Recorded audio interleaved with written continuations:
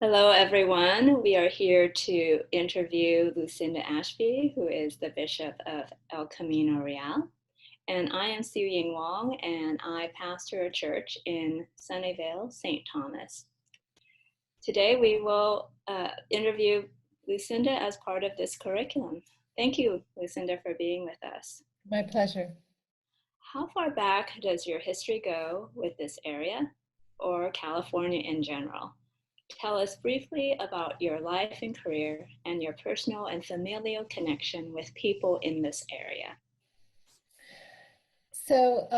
My grandparents and my great grandparents as well, they were from the East Coast. And so during my grandparents' generation, they moved from the East Coast out to the Midwest. My grandfather, as a little boy, was raised in Indiana, which was considered at that part to be part of the frontier. And so he was there. That was on my dad's side. And my mom's side, they came out to the area of St. Louis. So that's actually where I was born, was in the St. Louis area. But then this is where our family doesn't follow the typical Western movement type of thing, because my parents became missionaries. And so my brothers and my sister and I spent our grade school years in Latin America, in Peru. And then eventually, when we returned to the United States, where I went to high school, we were in northern New Mexico. So there's kind of an interesting glitch in the family history. And then eventually I came out to California as an adult and began working in the Sacramento area. And during that time, we spent a lot of time in El Camino Real. And then eventually, when I became bishop, we moved here to this area. So we're relatively new. We don't have roots here yet in El Camino Real, but we do have a strong sense of belonging. So that's kind of where we came from. I have been in California all total for 30 years. As we walk together on our storied pilgrimage with race in the Diocese of El Camino Real, I'm curious how you relate to the term white. How does the hyphenated moniker Anglo-American strike you if you were to hear it in common use? That is such an interesting question, isn't it? The use of the word white and Anglo-American. Um, because I was raised in Latin America, um, my identity, my internal identity, is actually Hispanic, which is interesting. When we lived in Peru, we pretty much spoke only Spanish, and so when I returned to this country, I returned as a Spanish-speaking person who happened to have white skin. My identity was very Peruvian, and I learned that most people didn't see that, but inside I was very Hispanic in my way of thinking, my way of being, the way I dreamt, the way I told story and communicated. Um, as I spent time in northern New Mexico, it was interesting because it was mostly Hispanic, where I grew up there, and it was Native American, Anglo, or Anglo. I'm sorry, Native American, Anglo, or Hispanic. And so you fit into one of three groups, and I identified strongly Hispanic. An interesting thing about that was that at one point in my time in northern New Mexico, there was a kid who came out from Chicago. And by today's definition, he would be Black. But at that time, in that school, we didn't quite know what to do with him because he wasn't Native American, and the Native American said so. And he wasn't Hispanic, and it was very clear because he didn't speak Spanish and he had no accent. So everybody decided that he must be Anglo. So that's when I began to realize that these terms were kind of false constructs, really. in terms of how people saw each other, and how people projected identity onto each other rather than who we really were inside. So it was so those terms are very interesting ones, and I do see them as being nothing more than skin deep, really. So when you talk about being Hispanic inside, what does that mean for you? So it was really until probably just a few years ago, um, I I identified so strongly with um, Latino culture, with Hispanic culture, um, because English was in many ways my second language, and my formative years and my spiritual formation at that point was very much in Peruvian society. And um, the only time that I even thought of myself as not being Hispanic was if I looked in a mirror and I could see my face. So a lot of times I wouldn't look in the mirror because it didn't fit with the way that I felt inside and the way that I related to people. Um, and the way that I would express myself, the way that I would structure my sentences, were based on a language pattern that was very Spanish in speech. I knew all the names of the Incan rulers. I knew nothing about American history. So it was just a very different way of being and living in the world. And as I said, it was really interesting. It wasn't until a few years ago when one day I looked in the mirror and I saw my Midwestern grandmother. And I went, oh, wait a minute, uh-oh. There she is. Yeah. When I've been around my relatives for a good chunk of time, I'll start dreaming in Chinese. Mm-hmm. And it's this, I just find it fascinating how it's part of this unconscious life, the way we've been developed culturally. And Mm-hmm. It's I all find it's your all in story there. quite resonates with quite. Yeah, Mm-hmm. it's all in there. It's the way that we see archetypes, the way that we dream, our dreaming patterns. I mean, I've never done a study on it, but it's just in there. Yeah.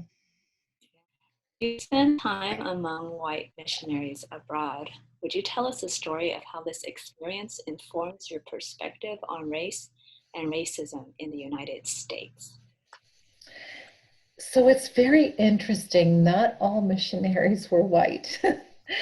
So they were missionaries in Peru when I was there. There were what were called local missionaries who were Peruvian, and there were missionaries who came from other parts of the world, including the United States. And um, I did see, there were some missionaries who were what I would say colonial or colonizer missionaries, who really were that way. My parents and most of the people that we were around were not like that. My mother always taught me that the calling really is to learn and to listen, not to change, right, but to adapt and to learn. And so that was her approach to being a missionary, and she was a missionary her entire life.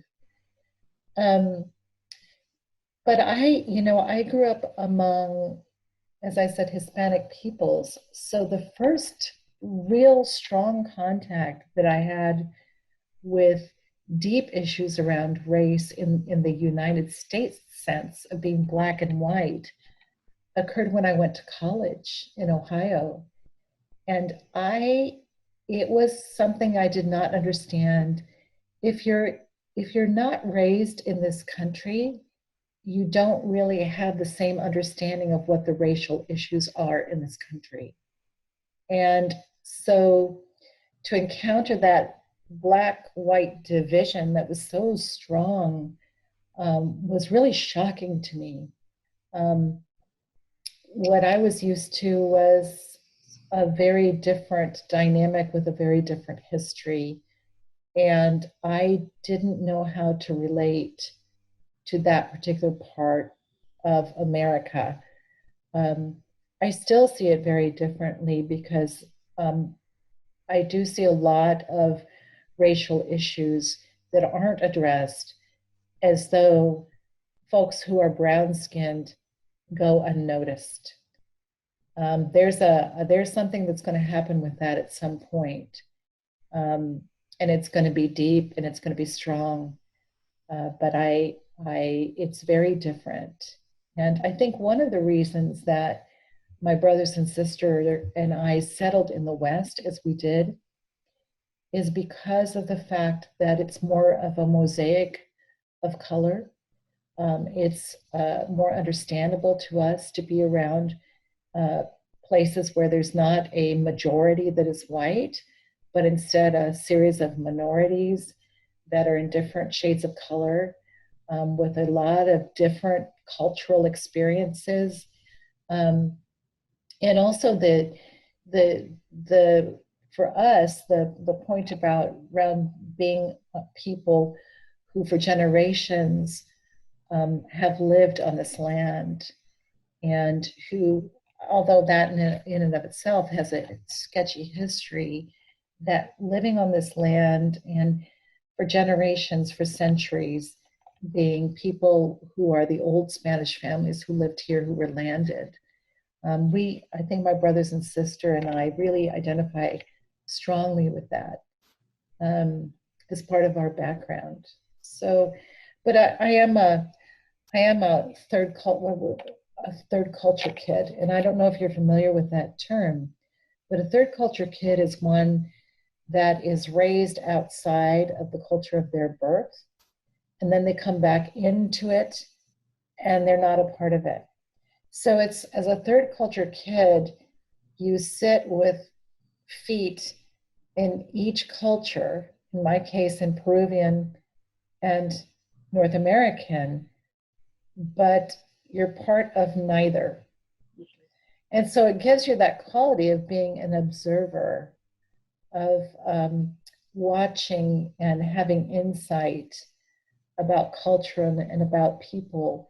And naturally, I, as a person, gravitate toward people who are also third culture people.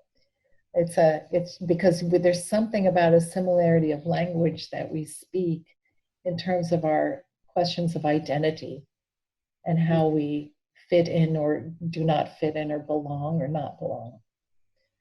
So I find that question about how I view race very interesting. It's been something in my whole life that I have wondered um, what that really means to people. And I would imagine that your perspective nuances what's happening in California that might be different from perhaps the national narrative that's going on. Would you say a few words about that, if you can connect that to what's happening to California and what you see as the race issues in California? Um, it's interesting because I see that a lot of, in terms of if you look at the national conversation, it's more like the conversation that I observed when I was in Ohio, when I went to college. I mean, I got to college with a very thick Spanish accent. And people thought I was really stupid because of the thickness of my accent, which was amazing. So I quickly had to change my accent and become very Midwestern in my speech, which was, a good thing that, I can imitate people and things.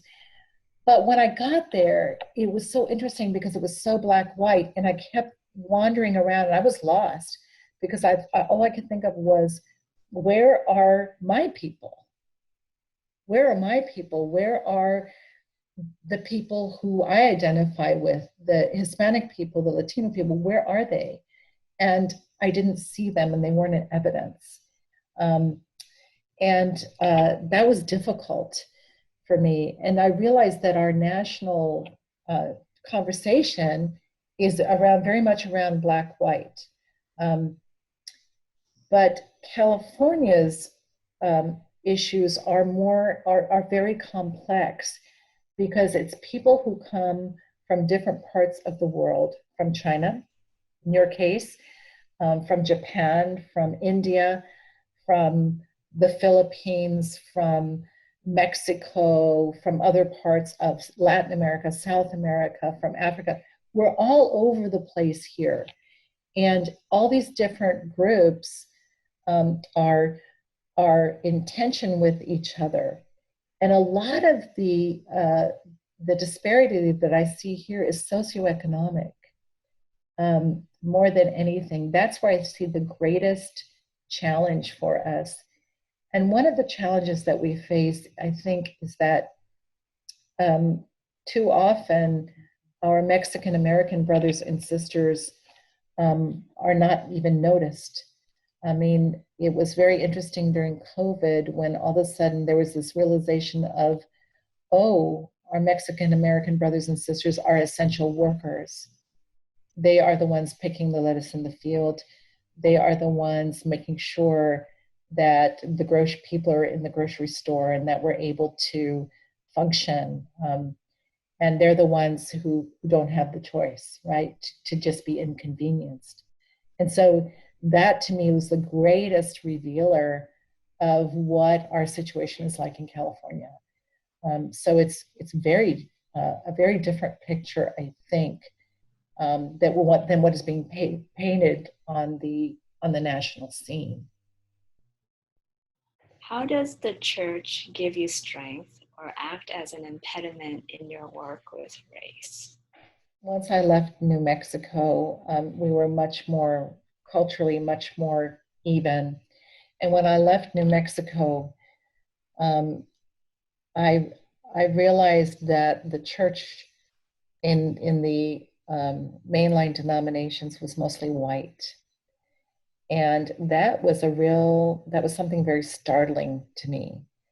I hadn't expected that. Um, I'll tell you that my brothers and sister do not go to church.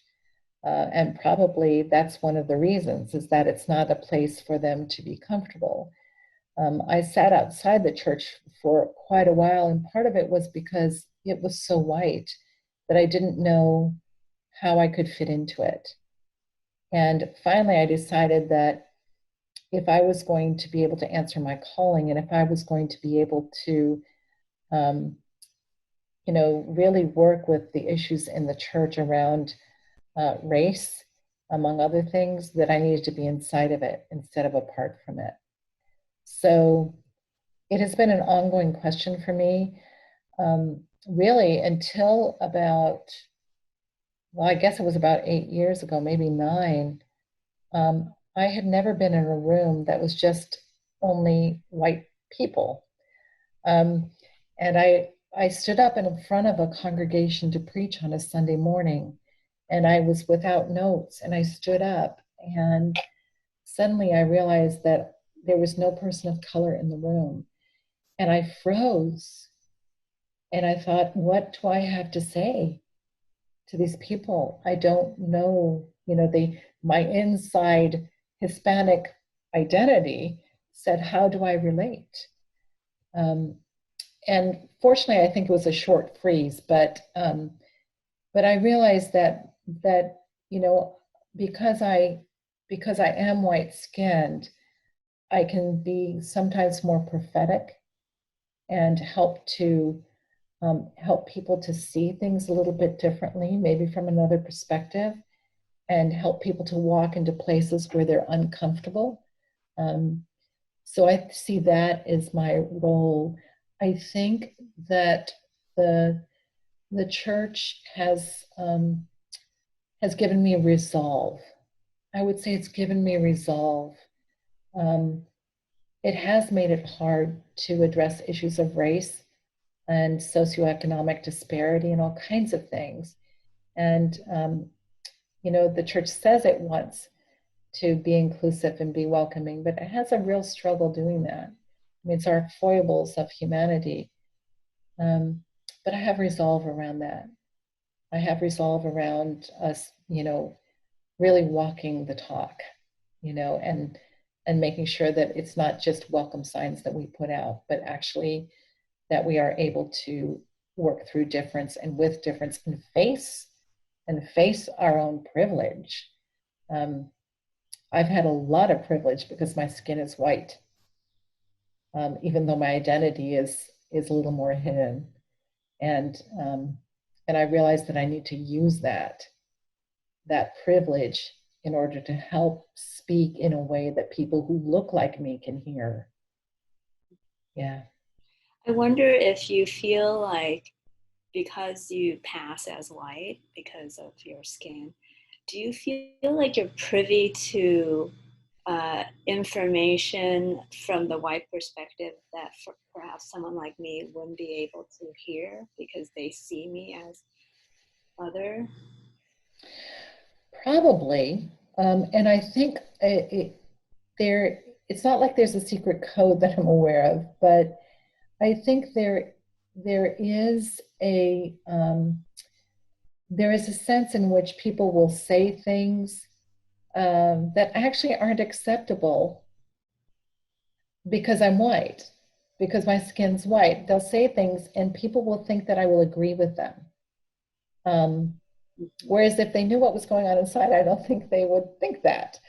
But, so yes, I think that is true. I think that is also true that I've never had to be afraid because of my color. Um, because of being a woman, I have, but not because of my color. I've never, to my knowledge, been denied a job because of my color. Um, you know, so So probably there are ways in which the path has been paved for me that are easier. And I think because of that, there is something where my skin does make it easier for me to hear what people are saying. That's hard to hear. I think also that the questions that sometimes there's language that is used that is really hard for white people to hear. Um, Questions, words like white supremacy or white privilege. White privilege is a little bit easier, but white supremacy is a hard thing, a hard phrase for white people to hear. Um, and I think that's where somebody can say, I can't stand that word. I can't stand the word supremacy. I don't know why people are talking with me about that. Whereas I don't know if they would say that to you.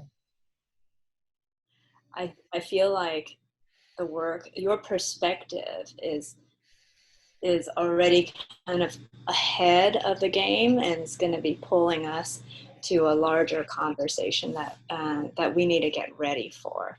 I think that the black white conversation that is emerging so strongly is a really important one um, as a standard.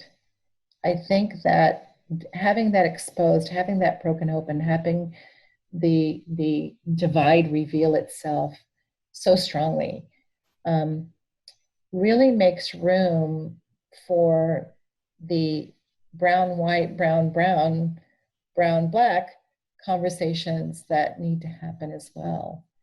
Um, so, so while the focus has been black, white, it's not going to stay there, and it's not staying there. I mean, just the fact that that we're doing this work around race, recognizing that it's all different shades of color and identity is so important. And I think it's important that we've put each other in boxes, right? You're black, you're white, you're Chinese, you're this, you're that, which is a lot of assumption. All you have to do is scratch the surface a little bit of that skin thing and get to the place of identity and background, and you've got a whole different conversation going on. Another piece of it is I think a lot about um, when I was doing a lot of work with immigrant communities, one of the things that was really striking to me was that the kids, the youth, were third culture kids. They were the ones who were really walking into um, a new place while also being part of the old place, yet part of neither and both at the same time. And I often think about one of the things that is so important and is to realize that um, their parents weren't third culture kids, and their kids won't be third culture kids, but they are. And that's the Mm-hmm. same thing in my family. My parents aren't third culture kids. My kids aren't third culture kids, but my brothers and sister and I are. And our conversation is different because of that. Well, this has been so lovely to have a conversation with you and to hear your story. Thank you for sharing it with us. Thank you, Su Ying.